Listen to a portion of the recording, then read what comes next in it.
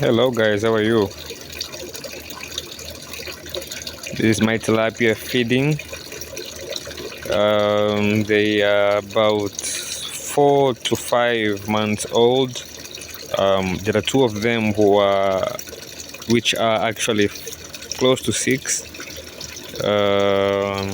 They aren't that big though. I have a very simple system here. I use a washing machine as a washing machine pump. You can see it right there at the bottom of the 10-liter bucket that I use as a filter. So the water is pumped through that green hose, right? It sucks the water and then goes through the pump, right? That's the suction side, and then it goes out through that pipe, passes through that bucket.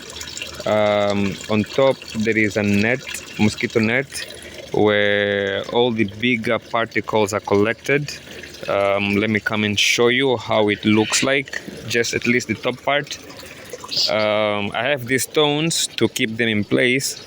So I have a mosquito net, and then below the mosquito net I have a few other pieces of these pipes, right? And then another layer of mosquito net, and then I have a mosquito net with sand inside, and then below that I have another mosquito net with such stones inside, and then below that another mosquito net with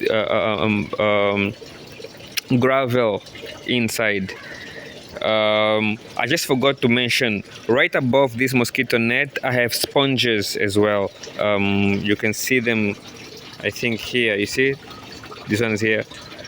Yeah, I have a few sponges just to make the water as clean as possible.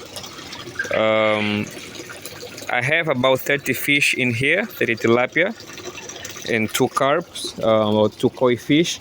Let me go and switch off the system so that the fish can be visible. All right. This is just to show you that it's very possible to have such fish farming, at small scale at home, without needing a lot of investment. Besides the bucket for filtration, I also make use of some plants, such as, okay, I only know the names of that one, which is the water hyacinth, and that one is kabomba. The other one is elodia. I have some water lemna in there. There are just a few, and water leches. I don't know the name of this plant here, but it's very beautiful. I also have it in my aquarium. That's actually where I got it from. Actually, I got it, all of them, from the aquarium. Okay, let's just enjoy a little bit, right? Here, the fish, they usually hide below that that brick structure. Look at these babies.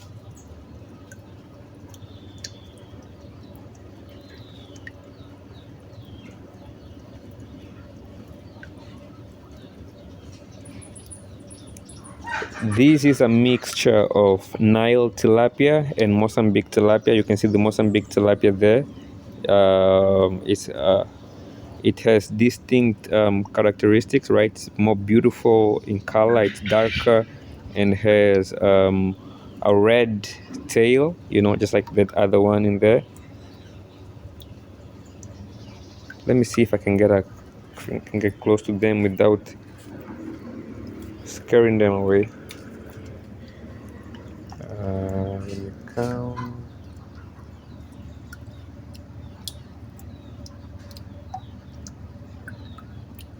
Okay, I am scaring them away, but they are definitely here, right?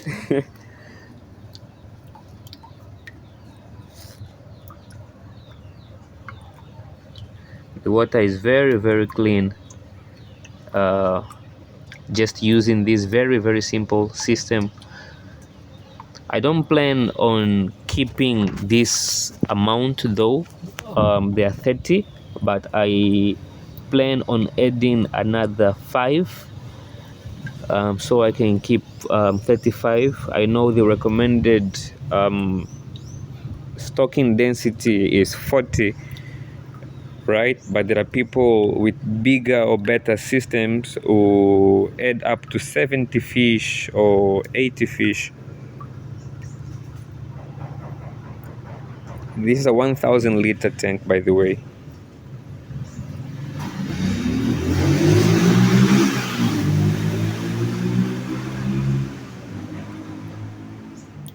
The neighbor in his motorbike. I plan on transferring some of them to the other tank because I've seen one of the fish releasing fries, right? Not fries, they're actually larvae, right? Still really small babies. When I collected them to measure them, and it was a bit unfortunate because sometimes they don't put them back in their mouth, and you end up losing some fish because tilapia are the kind of fish who keep the babies in their mouth. The eggs actually hatch in their mouth, and whenever they feel threatened, they end up releasing everything, and sometimes they don't collect them back, which was my case. So in a week or two, I'm gonna transfer them to this tank. It's a slightly bigger tank. It's about 2,000 liters, but I will only fill it at a capacity of around 1,400, 1,500. These are tanks that collect water naturally, right? So every water that comes from the rain, right, and gets collected here, and also the water from the acorns in the house, they get collected and end up here in this tank.